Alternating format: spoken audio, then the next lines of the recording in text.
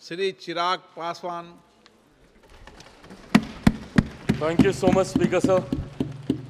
Sir, सबसे पहले I would want to take this opportunity to congratulate you on behalf of my party, लोक जनशक्ति party Ramvilas. Sir, हम लोगों को बहुत खुशी है आपको पुनः इस चेयर पर देखकर.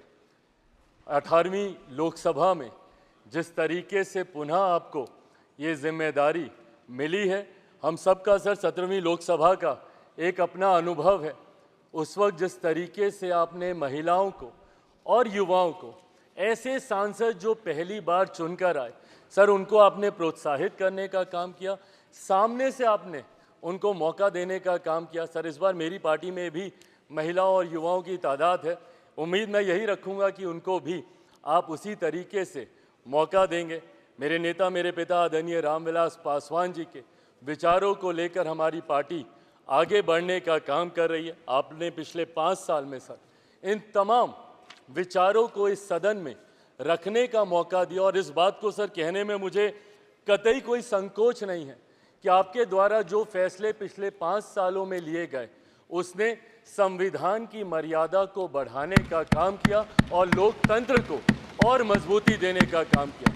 सर, हम लोग चुनाव बाहर लड़कर आ गए हैं. मैं तमाम साथियों से यही आग्रह करूंगा कि जहां चुनाव लड़ना था, हम लोग लड़ चुके हैं.